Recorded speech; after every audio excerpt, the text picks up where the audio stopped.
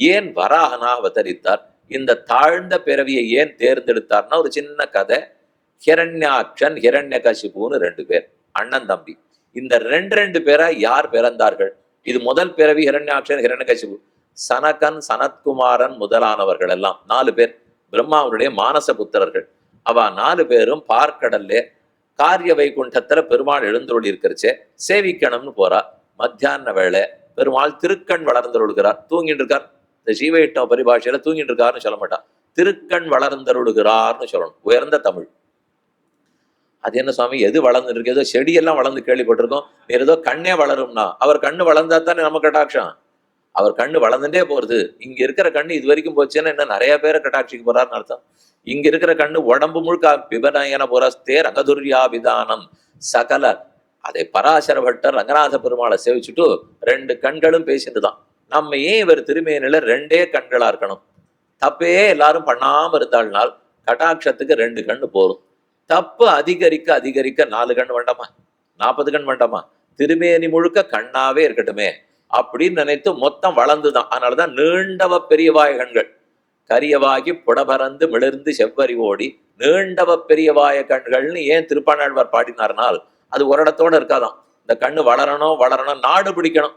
அடுத்த நாட்டை வெறும் விட்டுப்பாளா, ராஜான்னு இருந்தா நாடு பிடிப்பாளோ இல்லையோ, அதை போல இந்த கண்ணு தான் ராஜா, அது நாடு பிடிக்க போகுது. அதனால காதளவு நீள்றதான். இன்னும் எத்தனை பேரை கட்டாட்சிக்கலாம், இன்னும் எத்தனை பேரை கட்டாட்சிக்கலாம். பெருங்கேடலார் தன் பெருங்கண்பலர் புண்டரீகம் நம்மேல் ஒருங்கே பிறட வைத்தார். இத்தனை ஆசையோட பெருமாள் அவதரிக்கிறார். 5 நிலைகளிலே அவதாரம்ங்கிறது இப்படி நம் போன்ற எல்லாருக்குமாக. பெருமாள் தூங்கிட்டு இருக்கார், திருக்கண் வளர்ந்தருளினார். மத்தியான பொழுதிலே 4 பேர் சேவிக்கிறதுக்கு வரா. சனகன் சனத்குமாரன் சனந்தன் சனாதனன். இவா 4 பேரும் பிரம்மாவுக்கு மனதிலேயே பிறந்த புத்திரர்கள். ஜெய விஜயர்கள்னு வாசல் காப்போர் 2 பேர். அவர்கள் தடுத்தார்கள். இல்ல பெருமாள் ஓய்வு எடுத்துட்டு இந்த மாதிரிலாம் தொந்தரவு பண்ணக்கூடாது, 1/2 மணி கழிச்சு வாங்குவோம். எங்களையா தடுக்கிறீர்கள்னு அவளுக்கும் ஜெயனையும் விஜயனையும் சபிச்சுட்டா. நீங்கள் அரக்கர்களாகவும் அசுரர்களாகவும் பூமியில் போய் பிறப்பீர்கள். அதுல இருந்துதான் இந்த 2 பிறக்க ஆரம்பிச்சார்கள். ஜெயனும் விஜயனும் முதல்ல ஹிரண்யாக்ஷன் ஹிரண்யகசிபு அண்ணன் தம்பி, ராவணன் கும்பகர்ணன் அண்ணன் தம்பி, சிசுபாலன் தந்தவக்தரன் அண்ணன் தம்பி. முதல் 3 கிருத்தயுகம் திரேதாயுகம் துவாபர யுகம் 3த்துக்கும். சுவாமி கலியுகம் இல்லையானால் நம்ம இத்தனை பேர் இருக்குமே, அதனால அங்கேயும் தேடவே வேண்டாம். அந்தந்த யுகத்துக்குன்னு ஒருத்தர்னா அது 2 பேர் மட்டும். இங்க 2 பேர் இல்லையே, 20,000 பேர் சொல்லலாம், 2 லட்சம் பேர் சொல்லலாம். அந்த 2 பேருடைய உருவாத்தான் இருந்திருப்போம். இன்னொன்னு, அவர்களே கூட கலியுகத்தையும் நம்மையும் கண்டு பயப்பட்டு அவர்களே கலியுகத்தில் பிறக்கல, துவாபர யுகத்தோட பரப்பு போயிட்டாள். என்னால் வந்தா எதுக்கு சுவாமி, ஏதோ அந்த யுகம் வரைக்குமானு கொஞ்சம் தப்பிச்சுன்னு போயிட்டோம். அதுல ஹிரண்யாக்ஷன் ஹிரண்யகசிபு இருவரும் பிறக்க அவர்களே பிரார்த்திக்கிறார். ஜெயனும் விஜயனும் பெருமாள்கிட்ட கேட்டுட்ட உடனே, கவலைப்படாதீங்க, உங்க ஒத்தொத்தரையும் நானே என் கையாலே கொன்று திரும்ப ஸ்ரீவைகுண்டத்துக்கு அழைத்து வருகிறேன். அதனாலதான் இந்த 6 பேர் சரித்திரத்தை பார்த்தாலும் எங்க அவதாரம் பண்ணிருக்காரோ அவரே கையால தான் கொல்லுவார். இல்லைன்னா கும்பகர்ணனை போய் லக்ஷ்மணன் கொன்றார்னு வரலாமே, இந்திரஜித்த லக்ஷ்மணன் அழிக்கிறார். ஹனுமான் எத்தனையோ பேரை கொல்றார். ராவணனையே கூட ஹனுமான் அழிச்சிருப்பார், இந்திரஜித்தையும் அழித்திருப்பார். பண்ணாம நிறுத்துறார், வாய்ப்பு கிடைக்கிற சமயத்துக்கு நிறுத்துறார். காரணம் வால்மீகி சொல்லும் போது இது ரகசிய காரணம். ஆகவே ரகசிய காரணம் என்னன்னா முன்ஜென்மம். அங்கிருந்து பிறந்து நானே என் கையால் அழிச்சுட்டு உங்களை அழைச்சன் வரேன்னு சொல்லியிருக்கிறதுனாலே அதுல ஹிரண்யாக்ஷனை வராக பெருமாள் அழித்தார், ஹிரண்ய கசிபுவை நரசிம்ம பெருமான் அழித்தாள். இன்னைக்கு ஒரு சரித்திரம், நாளைக்கு ஒரு சரித்திரம். ஹிரண்யாக்ஷன் பிறந்துட்டான். அவனுக்கு ஓஹோன்ற சக்தி பலம் எல்லாம் வளர்ந்துட்டபடியாலே உலகத்தை எல்லாம் நலிய தொடங்கினான். வேண்டாம், உலக கோ மாதா யாரோ பூமாதா, அந்த பூமாதாவையே ஒரு புடவைய போல மடிச்சு பிரளய சாகரம் சமுத்திரத்துக்குள்ளே ஒழித்து வைத்து விட்டான். பிரம்மா சிருஷ்டி எல்லாம் முடித்தார், மேற்கொண்டு சிருஷ்டிக்கணும். அதனால தான் குழந்தைகள் எல்லாம் பெற்றார். நீங்க கேள்விப்பட்டிருப்பீங்க, பிரம்மாவுக்கு சுவாயம்புவ மனுங்கிறவர் பிறந்தார். அவர் மேற்கொண்டு சிருஷ்டி ஆரம்பிக்கணும். ஆனா மனுவுக்கு சிருஷ்டித்தா மக்களை எங்க வைக்கிறதுன்னு தெரியல. வைக்க வேண்டிய இடம் பூமாதேவி தான் பிரளய கடலுக்குள்ள இருக்கிறதுனாலே படைத்தா எங்க கொண்டு போய் வைக்கிறது? தங்க தந்தையார் பிரம்மாவிடத்துல கேட்கிறார். அப்ப அவர் அப்படியே மூக்கு கொஞ்சம் விடைச்சு என்ன பண்ணலாம், எப்படி ஜனங்களை ரட்சிக்கிறது? பூமாதேவியே கடலுக்குள்ளே சிக்கி கொண்டாலாமே. நாள்பட ஜலம் பட்டு பாசி பிடிச்சாப்பல் ஆறுது. பூமி எப்பவுமே பச்சை பசேல்னு இருப்பாருங்க. ஆகாசத்துல விமானத்துல பறந்துச்சே கீழே பார்த்தீங்கன்னால் ஓரளவு மரம் செடி கொடி இருந்ததுனாலே பச்சையா இருக்கும். அந்த பூமியினுடைய பச்சை தண்ணீருக்கு நடுவிலேயே இருந்திருந்து பாசி பிடிச்ச பச்சை. அதுதான் எல்லா இலக்கியங்கள்லயும் ஒத்துக்கொள்ளப்படுது. பார்த்தா மரம் மேல பச்சையா தெரியுது, ஆனா தண்ணீர் தானே அதிகம். இத்தனை மடங்கு தண்ணீர் இருக்கு, இத்தனை மடங்கு தான் பூமி இருக்குங்கிறோம். ஜலத்துக்குள்ளேயே ஒரு பொருளை வச்சிருந்தீங்கன்னா அது என்ன ஆகும்? பாசி பிடிச்சு தான் போகும், தண்ணீர் பிடிச்சு தான் போகும், என்ன சுத்தம் பண்ணாலும் ஆயிடும். அதை போல பூமாதேவி பாசி தூர்த்து கிடந்த பார்மகள். மண்மகள் என்பாள் பார்மகள், மலர்மகள் என்பால் மகாலட்சுமி தேவி. மலர்மகள் மகாலட்சுமியை சொல்லுவா, மலைமகள் பார்வதி தேவியை சொல்லுவா, நாமகள் சரஸ்வதி தேவியை சொல்லுவார்கள். அதை போல பார்மகள் பூமாதேவியை சொல்றது. இந்த பார்மகள் பூமாதேவி பெரிய சமுத்திரத்துக்குள்ளே சிக்கிக்கொள்ள எப்படி ரட்சிக்கலான்னு பெருமாள் பார்க்கிறார். ஜலத்துக்குள்ள போய் காப்பாத்தணும்னால் ஜலத்துல நீஞ்சறதாகவும் இருக்கணும், அப்புறம் தூக்கி நிலத்துல வைக்கணும், நிலத்துல நடக்கிறதாகவும் இருக்கணும். எந்த பிராணின்னு பார்த்தா பன்றின்னு தேர்ந்தெடுத்தாலும். அதுதான் ஜலத்துல வேணும்னாலும் நீஞ்சிக்கும், நிலத்துல வேணும்னாலும் நடக்கும். சேரு சகதியா இருக்கும். இந்த ரெண்டு சேர் இடத்துல சகதியா இருக்கும் இல்லையோ, பன்றி சகதியெல்லாம் தாராளமா போகும். அதே போல அழுக்கு தண்ணீர் பாசி எல்லாம் உடம்புல பட்டா பன்றிக்கு கவலையே இல்லை. சிங்கமா இருந்ததுன்னா கிடைக்கவே வராது, பன்றியா இருந்ததுன்னா அதுலயே பழக்கம் இல்லையோ, அதுக்கு எதுல வேணும்னாலும் உழன்று கொள்ளும். அதனால பன்றியான பிறவியை தேர்ந்தெடுத்தார். ஏனமுனாகி நிலமிடங்க வந்தான், ஏனமாய் நிலங்கீண்ட என் அப்பனே கண்ணா, என்னும் என்னை ஆடுடை வானநாயகனே மணிமாணிக்க சுடரே, தேனமாம் பொழில் தன் சிறீவரமங்கல நகர். பெருமாள் சிறீவரமங்கல நகர்னா வானமாமலை. வானமாமல பதிகத்திலேயே நம்மாழ்வார் ஆதிவராக கஷேத்திரம் வராக பெருமாளாகவே பாடியிருக்கிறார். யதோகா, இதை பத்தி புராணத்திலே விட்டு புராணத்துல பராசரர் சொல்லும் போது எங்கிருந்து பெருமாள் பிறந்தார், எப்படி பூமாதேவியை ரட்சிக்கலான்னு பிரம்மா யோசனை பண்ணிட்டு இருக்கார். பண்ணும்போது மூக்கு கொஞ்சம் விடைச்சுதான் ஏதோ சிந்திச்சுட்டு இருக்கார். அதுல இருந்து குட்டியா இவ்வளவு சின்னதா வராக தோக்கம் ஒரு பன்னி குட்டி மூக்குல இருந்து வந்தா எவ்வளவு பெருசுக்கு போறது, அவ்வளவு சின்னதா வந்து பறந்துதான். அஸ்ய உத்தரணே என்னோ தேவ தேவ்யா விதீயதாம் சர்வசத்வானாம் மகிமக்னா மகாம்பசி வராக தோகா நிரகாத்து அங்குஷ்ட பரிமாணகா. வராக பன்றி குட்டி ஒண்ணு பிறந்தது, இந்த கட்டவரல் கூட பெருசா இருக்குமா, அதை விட சின்னதா இருந்துதான். அங்குஷ்ட பரிமாணகா கஜமாத்திர பிரபபிரதே தது அத்புதம் அபுன்மதது. அது கொஞ்ச நாழி அவர் பார்த்துட்டே இருக்கிறதுக்குள்ள யானை அளவு வளர்ந்துதான், 10 யானை அளவுக்கு வந்துதான், 100 யானை அளவுக்கு வந்துதான், ரொம்ப பெருசான வடிவத்துல இருந்துதான். இது என்ன நம்ம மூக்கிலேன்னு வந்தது இவ்வளவு பெரிய வடிவாயித்தே. இவர் நினைத்த உடனே ரிஷிகள்லாம் ஸ்தோத்திரம் பண்றா. தேவரீர் தான் தேவதேவ ஸ்வமைவேகா, தேவதேவனாக யஜ்ஞவராகனாக பிறந்தீர், நம்மை ரட்சிப்பதற்காக வந்தீர், ஹிரண்யாட்சனிடத்திலிருந்து பூமாதேவியை ரட்சித்து கொடுக்க வேணும் என்பதற்குத்தான் வராகனா அவதரித்தார். இப்படி பெரிய உருவத்தோட கடலுக்குள்ளே புகுந்தார். தம்ட்ரம்னு சொல்லுவா. தம்ட்ரம்னா கோரை பல்லு, இதெல்லாம் தந்தம்னு பேர். இந்த பக்கவாட்டு பல்லு கோரை பல்லு இருக்கும் இல்லையோ, அதுக்குதான் தம்ட்ரம்னு பேர். அந்த 2 தம்ட்ரங்களாலே கீழே குனிந்தார். பூமாதேவிய உடம்பு அலுங்காமல் நலுங்காமல் குலுங்காமல் பார்த்து மென்மையா மேல தூக்கணும். நம்ம கிட்ட ஏதாவது ஒரு வேலையை சொல்லிட்டு கடைசியில அந்த டால்னு கீழே போயிட்டு உடைச்சுட்டு இனிமே நம்ம கிட்ட யாரும் வேலையே கொடுக்க மாட்டான். சாமி நன்னா பண்ணி காமிச்சா திரும்ப திரும்ப பண்ண சொல்லுவா. அதனால எடுத்தது கீழே போட்டா. அதை போல ஒரு நான் எடுக்கிறேன்னு பேரை வச்சிருந்து தடகடா கடகடான்னு எத்தியான்னு பண்ணியிருந்தாருனால் நாம் அத்தனை பேரும் அலண்டு போயிருப்போம்.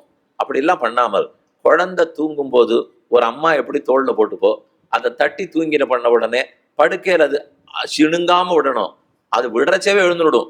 அது எதுவும் பண்ணாம எப்படி பார்த்து விடுவாளோ அத்தனை தாய் உள்ளத்தோட எம்பெருமான் ஒரு துளி கூட அலுங்காமல் நான் நிலையேழ் மண்ணும் தானத்தவே பின்னும் நான் நிலையேழ் மலதானத்தவே பின்னும் நான் நிலையேழ் கடல் தானத்தவே அப்பன் உண்ணு இடந்து எயிற்றில் கொண்ட நாளே ஆழியழ சங்கும் வில்லுமழ திச வாழியழ தண்டும் வாழுமழ.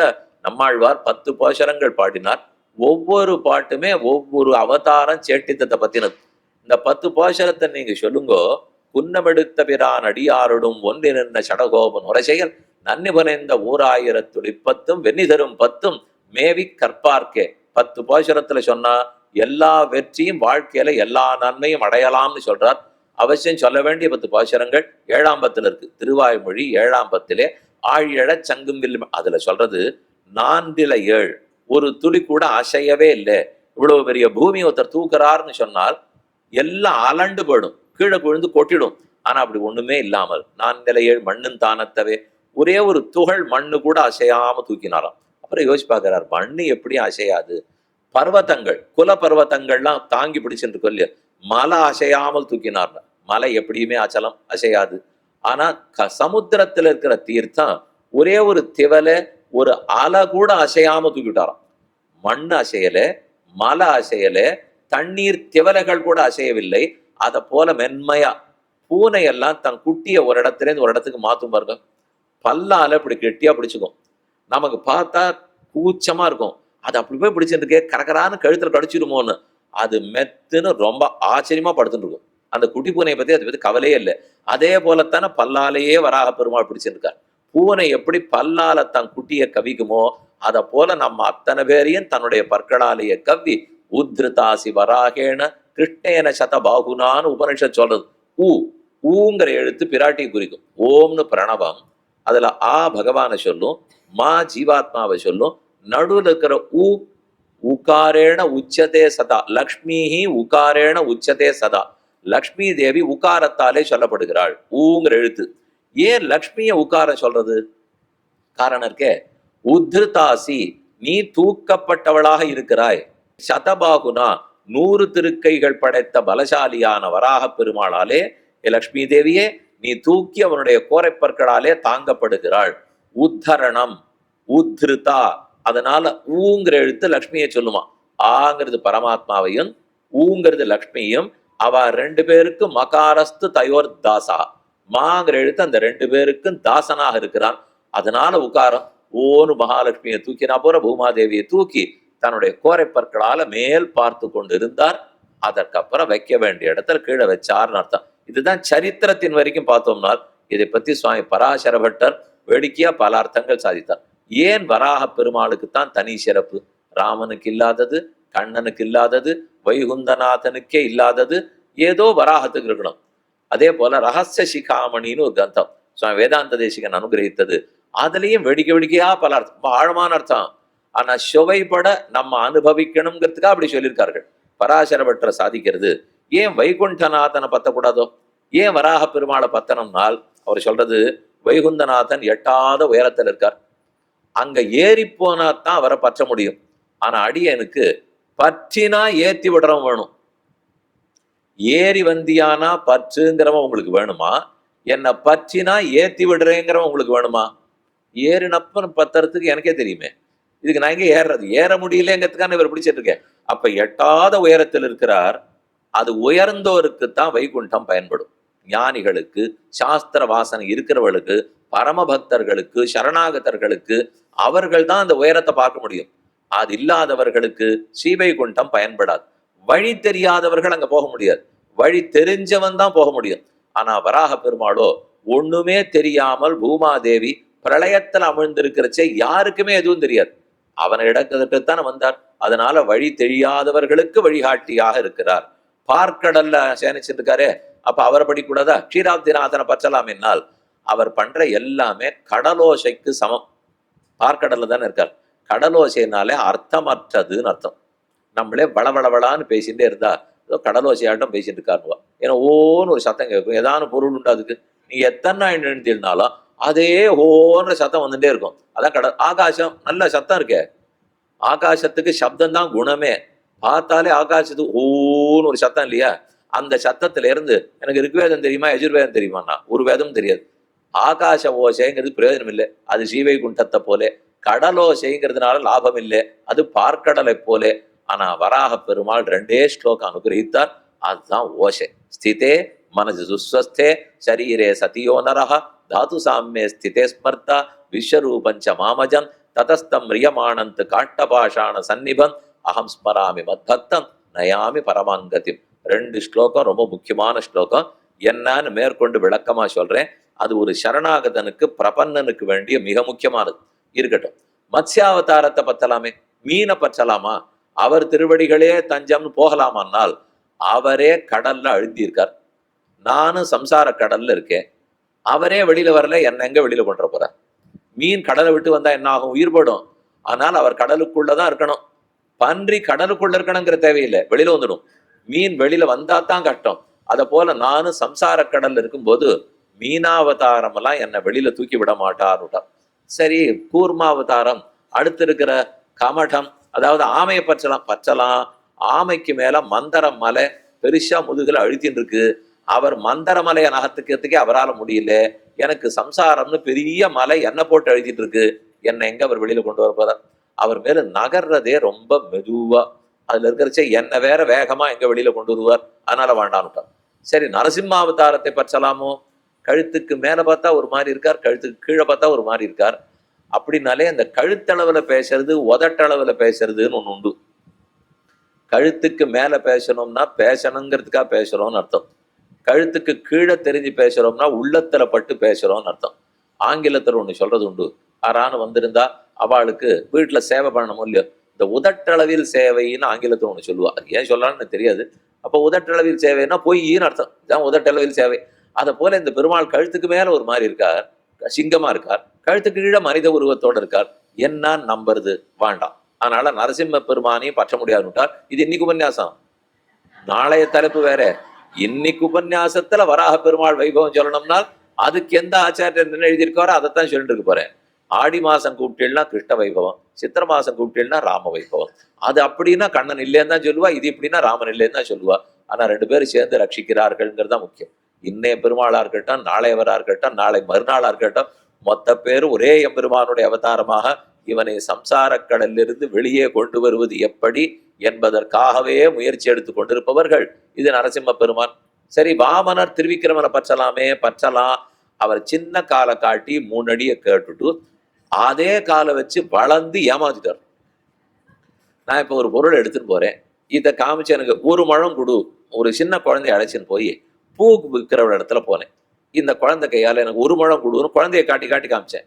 சரி, இந்த குழந்தை கையால 1 முழம் கேட்கறா போல் இருக்குன்னு சொல்லிட்டு அம்மா உடனே தான் கையெடுத்து முழம் போட ஆரம்பிச்சா. இது இது என்ன ஆட்டமே சரியில்லையே, நீ குழந்தை கையால கேட்ட, நீ அளக்கறியனால் இருக்கட்டும், அது இன்னொருத்தர் கையால் அளக்கூடாது. வாமன பெருமாள் என்ன சொல்லிட்டார்? என் காலால தானே 3 அடி கேட்டேன், என் காலால தானே 3 அடி அளந்தேன், நான் வேற 6 காலையா நான் கொஞ்சம் வேகமா வளர்ந்துட்டேன். அதுக்கு என்ன பண்றது? ஒரு சிலர்லாம் 10 வருஷமா பார்த்தா கூட அதே மாதிரி இருப்பா. இன்னும் சிலர் 10 நாளைக்கு முன்னாடி பார்த்தா நீங்க தான் நானும் பாக்குறாப்புல இருப்பா. எப்படி இருக்கலாம்? வேகமா வளர்றதுன்னு உடம்பு பாகு இல்லையா? அதை போல நான் வேகமா வளர்ந்துட்டேன். ஏமாற்று பேர் வழி நம்ப முடியாது. அதனால சிறிய காலாலே காட்டினார், பெரிய காலாலே அளந்துட்டார். தெரியாது, விட்டுடுவோம். பரசுராமர் அடியேனே கோபத்தை கலைக்கிறதுக்கு வழி பார்த்துட்டு இருக்கேன். இதுக்கு மேல நான் பரசுராமர் திருவடிகளே சரணம்னு சொல்லி அவரு அனுகிரகம் பண்ணி அப்ப அவனுக்கு இருக்கிற கோபம் எல்லாம் எனக்கு வேற வந்து ஆபத்தை விலைக்கே வாங்க வேண்டாம், விட்டுடுவோம். சரி, ராமாவதாரம்னால் அவருக்கு வானரத்தை தான் பிடிக்கும், நரத்தையே பிடிக்காது. எல்லாம் குரங்குகளா கூட வச்சுப்பார். எனக்கு ஒரு எழுத்து குறைஞ்சு போச்சே, அதெல்லாம் வானரம், நான் வெறும் நரம். அப்ப என்ன எங்க கூட்டிக்கு போறார்? ஆகாது போகாது. மேல அவர் பெரிய ராஜா, கத்திரிய ராஜா, நம்மால நெருங்கவே முடியாது.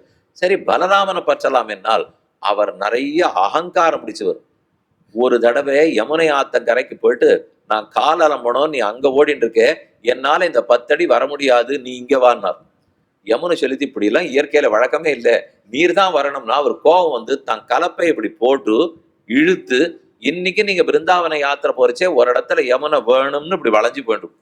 ஏன் போச்சுன்னா இந்த இடம் தான் பல்ராம் காட்டுன்னு இடம் சொல்லுவா. சீர் காட் ஒரு பக்கம், பல்ராம் ராம் காட் ஒரு பக்கம். ராம் காட்டுக்கு போனேன்னா அது பல்ராம் காட். ஏன்னா அவர் போட்டு இழுத்தாராம். இப்படி எல்லாம் இருந்தா நமக்கு தெரியாது சுவாமி. அவர் ஏற்கனவே ரொம்ப மதிமயக்கத்தில் இருக்கார். அதனால நாம அவரை பற்றவே வேண்டாம். கிருஷ்ணாவதாரத்தை பற்றலாம். வாஸ்தவம், கண்ணன் கீதாச்சாரியனை எவ்வளவு பண்ணியிருக்காரு என்னால் ஆண்டாள்கிட்ட போய் விசாரித்தோம். உம்ம கணவன் தான், உம்ம ஆசை காதலன் தான், அப்ப பற்றலாமான்னால் ஒரே ஒரு பாட்டு தான் ஆண்டாள் சொன்னது. மாலாய் பிறந்த நம்பியை மாலே செய்யும் மணாளனை ஏலா பொய்கள் உரைப்பானை இங்கே போத கண்டீரே. அந்த பொய் சொல்ற பிள்ளைய தானே பார்த்தேன் இப்படின்னு அடுத்த இருக்கிற சொல்றா. ஏலா பொய்கள் உரைப்பானா பொருந்தர பொய் கூட சொல்ல மாட்டாராம். நம்ம எல்லாம் பொய் சொன்னா ஒரு 10 நாளால தாங்க வேண்டாமா? அவர் சொல்ற பொய் 10வது வினாடி வெளியில வந்துடும். இவர் பொய் சொல்றாருங்கிறத தானே சிக்கிக்கிறாப்புல தான் சொல்லுவான். வெண்ணெய் திருடினாலும் திருடி சாப்பிட்டுட்டு மறைக்க மாட்டார், உடம்புலெல்லாம் பூசினுட்டு நான் தான் திருடினேன், நான் தான் திருடினே இருக்கும். இப்படி பொய் சொல்றவரை நாம பற்றி என்ன பண்ண? சரி, கல்கி தான் கடைசியில் அவர் தான் சுவாமி கலியுகத்தையே சீர்திருத்த போகிறார். கல்கியை பற்றலாமான்னால் வந்த அன்னைக்கு பார்ப்போம். இன்னைக்கு இல்லையோ இல்லையோ, இது ஏற்கனவே எல்லாம் நடந்தது. நடந்ததையே பிடிச்சிக்க முடியலன்னா நடக்க போறத நான் எங்க பிடிக்க? இது எல்லாத்தையும் தாண்டி வராக பெருமாள் தான் பிரளய சாகரத்திலே மூழ்கி கிடந்த பூமியை இடந்தெடுத்து கொடுக்கபடியால் அடிய சம்சார சாகரத்துல மூழ்கி இருக்கேன். அது வெறும் தண்ணீர் கடல். இதுதான் பவசாகரம்ங்கிற சம்சார கடல். இந்த கடல்ல இருந்து அவசியம் நம்மை எழுப்பி விடுவார். இதைத்தான் சுவாமி நம்மாழ்வார் ஆச்சரியமா சாதிக்கிறார். திருவிருத்தத்துல கடைசியில சொன்னது ஈனச் சொல்லாயினுமாக எரிதிர வையம் முத்தும் ஏனத் திருவாய் இழந்த பிரான் இருங்கற்பகம் சேர் வானத்தவர்க்கும் அல்லாதவர்க்கும் மற்றெல்லாயவர்க்கும் ஞானப்பிரானை அல்லால் இல்லை நான் கண்ட நல்லது. நான் கண்ட நல்லதை உங்களுக்கு சொல்றேன், எடுத்துக்கிறது உங்க பாடுன்னு. நான் ஏழை, எனக்கு பெரிய பதவி பட்டமெல்லாம் கிடையாது. ஈனச் சொல்லாயினுமாக, என் வார்த்தை விலை போகாத வார்த்தையா கூட இருக்கும், ஆனா நல்லதை சொல்லிடுறேன். உங்களுக்கு பிடிச்சமா இருக்குமான்னு எனக்கு தெரியாது, உங்களுக்கு நல்லது எதுவோ அதை சொல்றேன். ஈனச் சொல்லாயினுமாக ஏரி திரை வையம் முத்தும் ஏனத்திருவாய் இழந்தவிரான். திரையின அலை, எரி திரையின அலை எறிகிற சமுத்திரத்தாலே சூழப்பட்ட பூமாதேவியை வராகப் பெருமானாக அவதரித்து இழந்த பிரான், தன் கோரைப்பற்களாலே தூக்கி நிறுத்தியவர். கற்பகம் சேர் வானத்தவர்க்கும், உங்களுக்கு மட்டும் வராக பெருமாள் திருவடி புகழ்னு சொல்லல, வைகுந்தத்தில் இருக்கிறவனுக்கு அதுதான், சொர்க்கத்தில் இருக்கிறவனுக்கு அதுதான், பூலோகத்தில் தவிக்கும் உங்களுக்கும் அதுதான். வானத்தவர்க்கும் அல்லாதவர்க்கும் மற்றெல்லா எவர்க்கும் ஞானப்பிரானை அல்லால் இல்லை நான் கண்ட நல்லதுவே. அவர்தான் ஞான குரு, ஞான பிரதாதா, ஞான பிரான். பிரான்னா உபகாரகன் அர்த்தம். நம்ம அத்தனை பேருக்குமா உபகாரம் பண்ணவர். அவர் திருவடிகளையே பற்றுங்கோள். இது நான் கண்ட நல்லது, எனக்கு தெரிஞ்ச நல்லதை உங்களுக்கு சொல்லிட்டேன். ஆழ்வார் இவ்வளவு ஆராய்ந்து இதுதான் நல்லதுன்னு சொல்லியிருக்கணும்னா ஏதோ ரொம்பவே பெருமை இருக்கணும்.